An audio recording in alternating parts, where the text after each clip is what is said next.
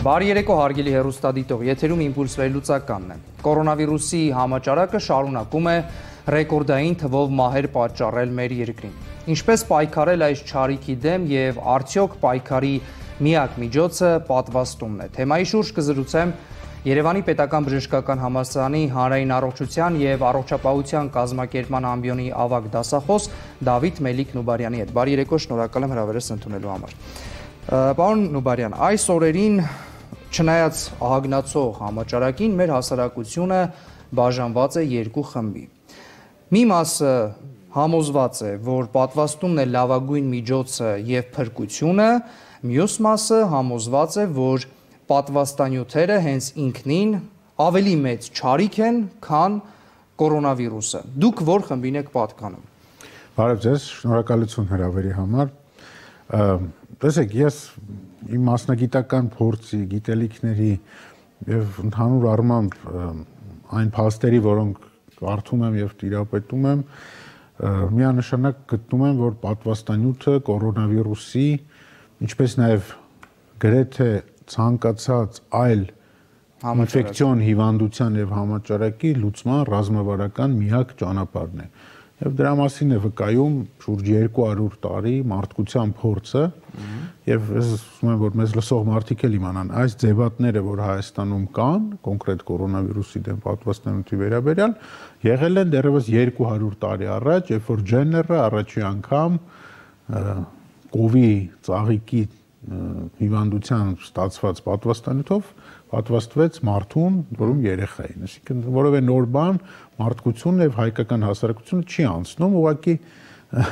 մենք տեսնում ենք, որ սոցիալական ցանցերը մեր նման խոցելի հասարակությունների մեջ բավականին բուրըն եւ ցավոք սրտի տխուր հետևանքներ առաջացնող արդյունքներ են բերում։ Տեսեք, այն մարդիկ, ովքեր դեմ են պատվաստումներին եւ խոսքը հիմա հենց կորոնավիրուսի մասին է, այսինքն նախկինում այդ հիվանդությունները, որոնք կարող եք դուք մի շարք հիվանդություններ թվարկել, որոնց դեմ բոլորս պատվաստվել ենք, բայց քանի որ կորոնավիրուսը նոր է եւ չնայած որ երկար ժամանակ բոլորը սպասում էին երբ են ի վերջո պատվաստանյութերը լինելու որ պատվաստվենք, բայց հիմա այն մարդիկ, ովքեր դեմ են պատվաստանյութերին, բերում են մեկ հիմնական հիմնավորում, ասում են դրանցից ոչ մեկը չի անցել բավարար փորձաքննություն։ Շատ լավ հարց եք տալիս, սա իրոք կարևոր հարց է, որտեղ սա օբյեկտիվ հարց է, որ մարդկանց հուզում է եւ դա նորմալ է եւ դա ճիշտ է։ Տեսեք, իրականությունը նրանում է, որ պատվաստանյութերը, որոնք հիմա կիրառվում են, այդ թվում նաեւ Հայաստանում, իրականում անցել են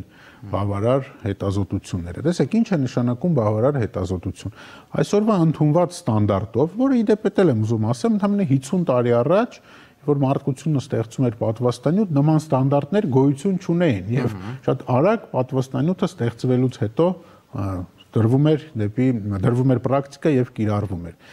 Հիմա որոնք են նրանք 3 փուլ կլինիկական հետազոտություններ են անցնում։ Առաջինը մի քանի տասնյակ մարդու վրա, հետո մի քանի 100 եւ հետո մի քանի տասնյակ հազար, ընդ որում տարբեր երկրներում, տարբեր պոպուլյացիաներում։ Եվ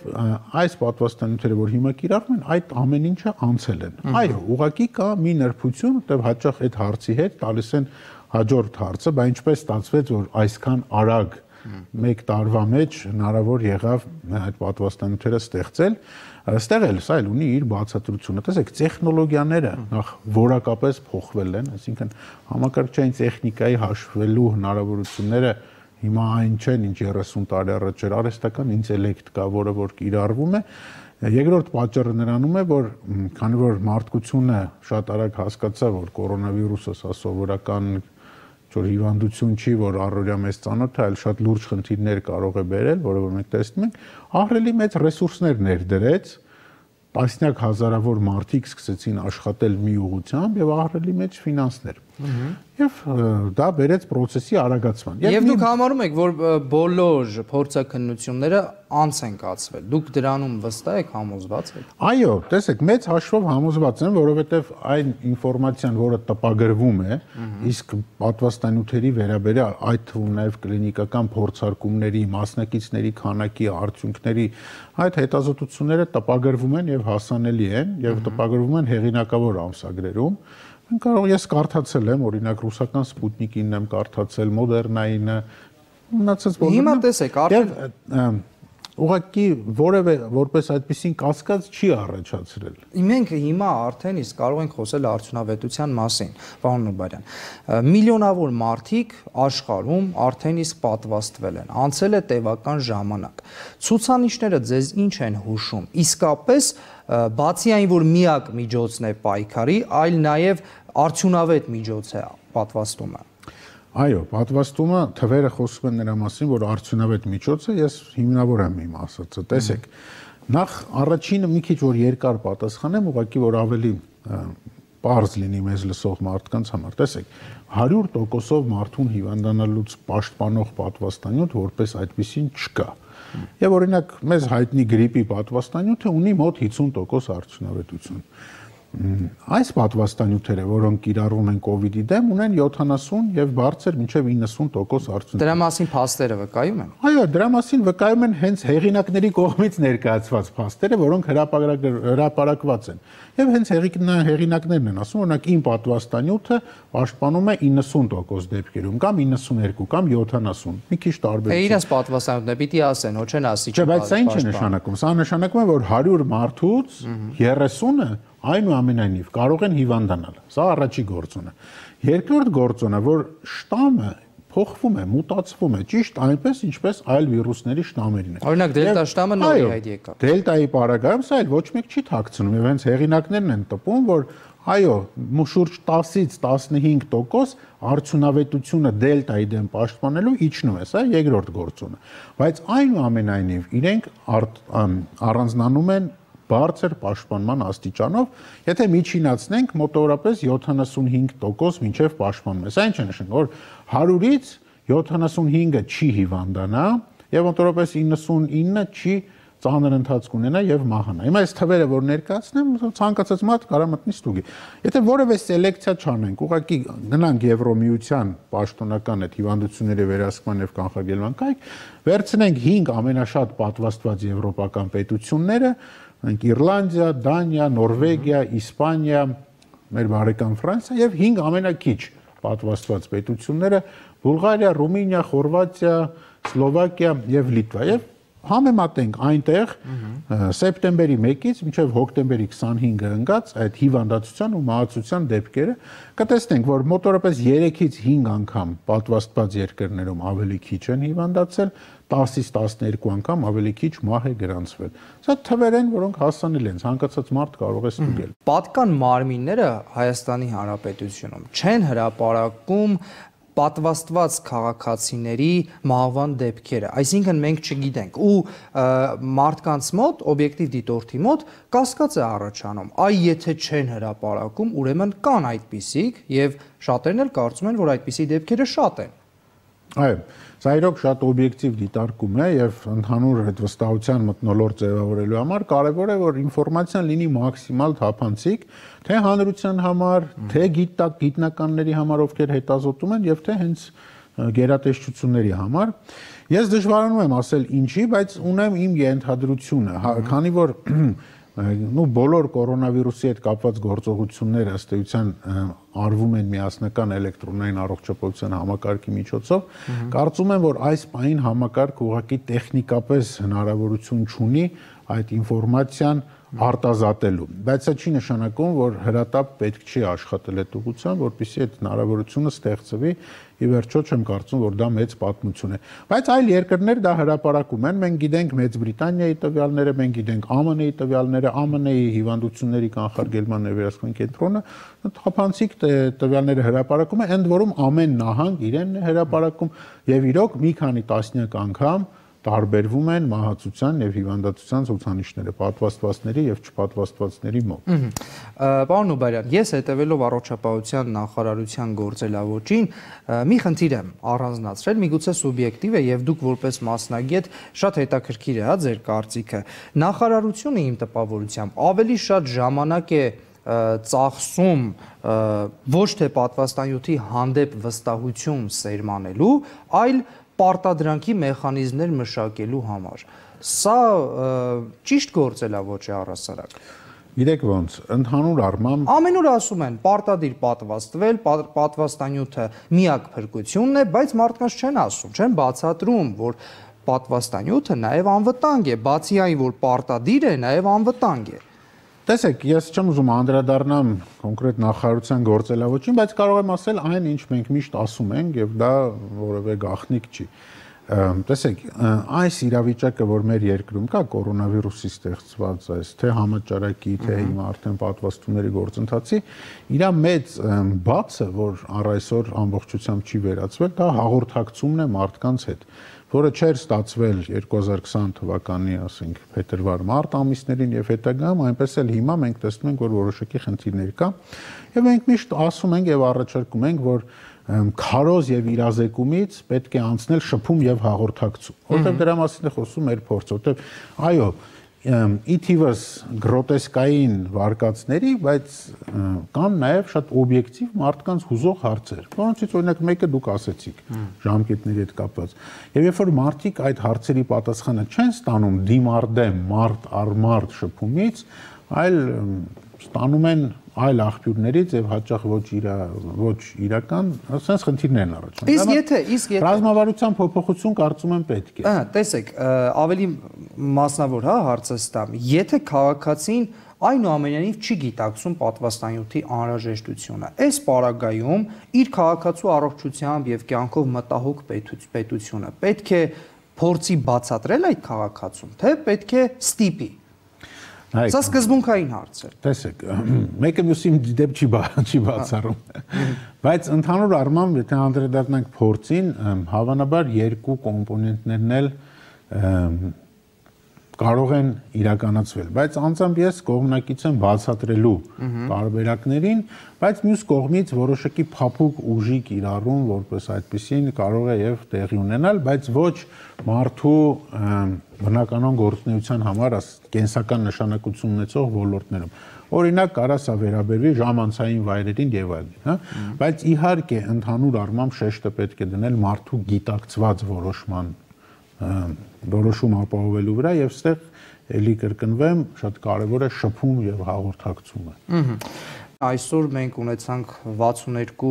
մահվան դեպք, ցավոք սրտի, եւ դուք գիտեք, որ իշխանությունը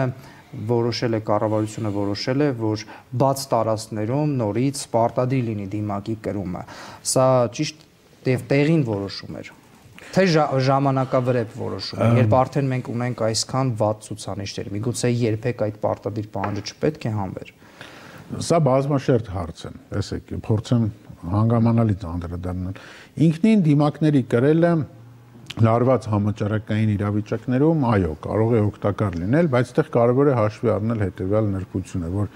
միայն դիմակ կրելու վրա շեշտադրումը այդքան էլ մեծ արդյունավետություն չի կարող ունենալ, հատկապես նաև բաց տարածքներում։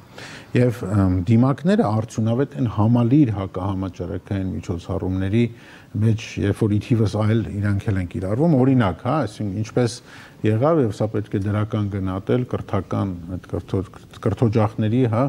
բուհերի դպրոցների արձակուրդների երկարաձգումը եւ հեռավար ուսուցման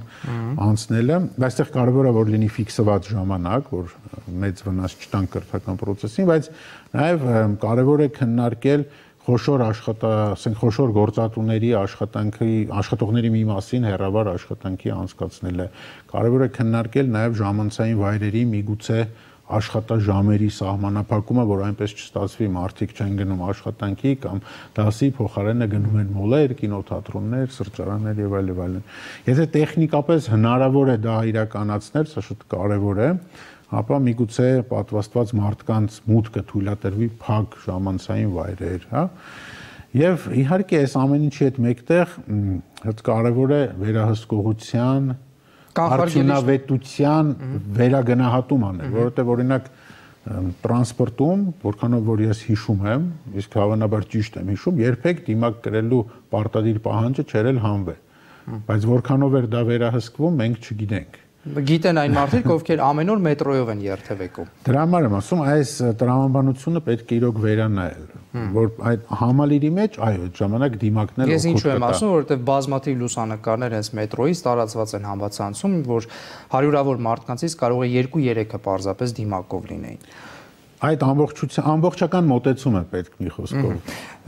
Այս ամենի ֆոնին որոշ ընդդիմադիրներ ասում են, որ այդ դիմակի պարտադիր պահանջը, որ նորից եղավ նոյեմբերի 1-ից, սա ոչ այլ ինչ է, քան քաղաքացուն տուգանելու միայն միտում ունի։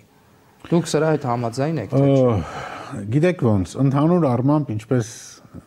մի շարք այլ երկրներում Հայաստանում էլ այս հարցերը քաղաքականացվում են։ Սա մեղմ ասած չի նպաստում մարդկանց մոտ ընդհանուր առմամբ հակահամաճարակային միջոցառումների նկատմամբ վստահության ձևավորմանը։ Բայց իմ անձնական կարծիքն է, որ չգիտեմ, ես պետական համակարգում եմ երկար աշխատել, ես չեմ պատկերացնում, որ մի որոշում կայացնող նման քայլ անի ներկա, նախկին, ապագա ունենալով մտքում մեկ նպատակ քաղաքացուն տուգանել։ Ես անկեղծ ասած իմ փորձից ելնելով չեմ կարող այդպես նման ղեկավար պատկերացնեմ ու չեմ կարծում, որ դա այդպես է։ Բայց եթե վերադառնանք իմ նախորդ ասացին, տեսեք, երբ որ մենք տեսնում ենք, որ ընդհանուր վերահսկողության հետ կապված խնդիրներ կա, համալիրի հետ խնդիրներ կա, սկսում են այ նմանատիպ շահարկումներ։ Ամեն դեպքում այդ միասնական ուղղությունը կորում է եւ մարդիկ սկսում են տարբեր էլեմենտների նկատմամբ Այո, եւ ամեն դեպքում պատվաստումներին զուգահեռ, պատվաստումներին խթանելուն զուգահեռ կանխարգելիչ միջոցառումները նույն տեմպով, նույն ոգևորությամբ պետք է պահպանել, թե եթե արդեն քաղաքացիները մեծ մասամբ սկսեն պատվաստվել, մենք կարողանանք այդ սահմանափակումներից զերծ մնալ։ Ինչու ոչ, նաև դիմակում փողոցում դիմակով շրջելը այդքան էլ հաճելի չէ։ Այո։ Շատ լավ հարց եք տալիս, այլ իրոք մարդկանց մոտ կարևոր հարցերից է, որ տալիս են, տեսեք, ցավոք սրտի այնպես է ստացվել, որ այս ընթացքում ձևավորվել է մի մեսեջ, որ եթե դու պատվաստվել ես, ուրեմն դու ամբողջությամբ պաշտպանված ես, ոնց որ ասենք, չգիտեմ, երկաթյա պատնեշի հետևում, եւ դա որոշակիորեն մարդկանց մոտ առաջացրել է թյուր ընկալում, որ հիմա պատվաստված որոշ մարդիկ հիվանդանում են, ասում են ոնց, բա մենք չպիտի հիվանդ։ Դա իհարկե այդպես չէ։ Եվ իհարկե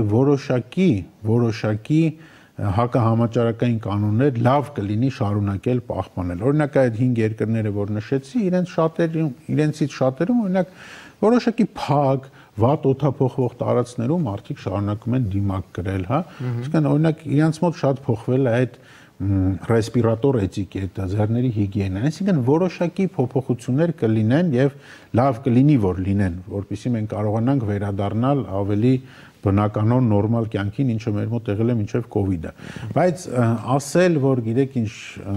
ամբողջությամբ մենք կվերադառնանք հին նորմայի, դժվար է, որովհետեւ արդեն իսկ պարզ է եւ մեզնից շատերի համար դեռ մի տարի առաջ էր պարզ, որ կորոնավիրուսը դառնալու է հերթական վիրուսը, որը մարդկության շրջանում շրջանառվելու է, ուղղակի եթե մենք պատվաստվենք եւ այդ նվազագույն կանոններին հետևենք, մենք այլևս որպես նմանատիպ արհավիրքային համաճարակ առաջացնող հիվանդություն իրան էլ չենք դիտարկի, այլ կլինեն ինչ-որ փոքրիկ առանձին դեպքեր, փոքրիկ բռնկումներ, հա։ Եվ վերջում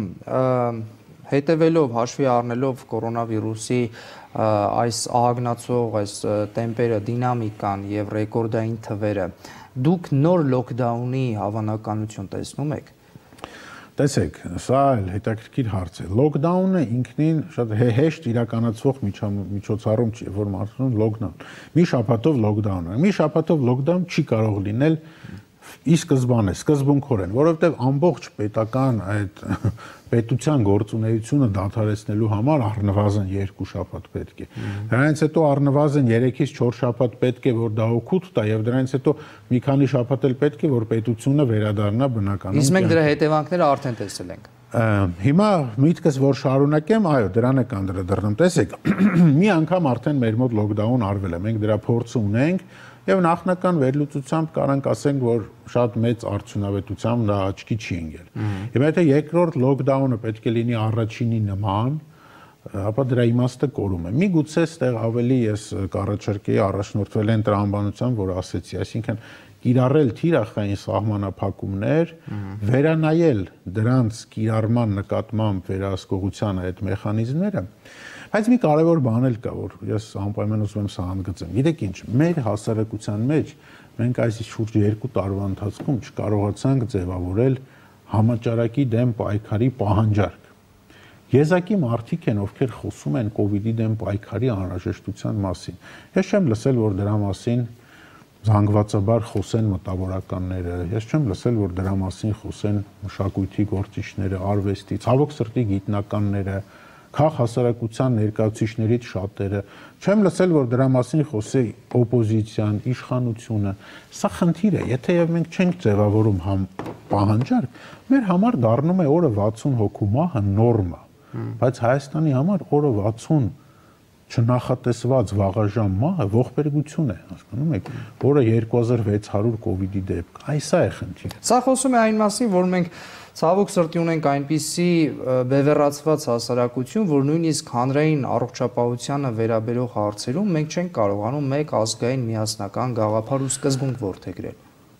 Կարող է լինել, օրինակ, բայց էլի չեմ ուզում մարդկանց մեղադրեմ, մարդիկ ինքնակազմակերպող խմբակ չեն, իրենք չեն կարող ինքնակազմակերպեն այդ պահանջարկը ձևավորեն, կարծում եմ շատ խոհեմ կլինի, որ վեր քաղաքական ինչ-որ մի ուժ համախմբի բոլոր մարդկանց օպոզիցիային, ում որ նշեցի, մի սեղանի շուրջ եւ ասի այլևս հնարավոր չի այսպես ապրել։ Եթե մենք բան չփոխենք, պահանջարկը չձևավորենք, լինելու է 5-րդ ալիքը, 6-րդ, 60-ը դառնալու է 160։ Այո, եւ արդեն մենք ունենք մի իրավիճակ, որ կորոնավիրուսը առնվազն 2.5 անգամ շատ մարդ է տարել, քան Արցախյան պատերազմը, բայց պատերազմը բարեբախտաբար կանգնել է գոնե այս պահին, բայց COVID-ը շարունակվելու է եւ ուզում եմ ասել, որ մենք պետք է մեր այս ընկալումը փոխենք։ Շեվ չփոխենք, մենք կարող ենք անընդհատ հանդիպել, խոսել, համաձայնվել կամ բայց դրանից ոչինչ չի փոխվի։ Շնորհակալ եմ հետաքրքիր զրույցի համար։ Մերսի։ Այսօրվա համար այսքանը, հարգելի հեռուստադիտողներ, շարունակեք հետևել մեր հաղորդած իմպուլսներին, նաև վաղը։ Առողջ եղեք եւ անվտանգ։ Հաջողություն։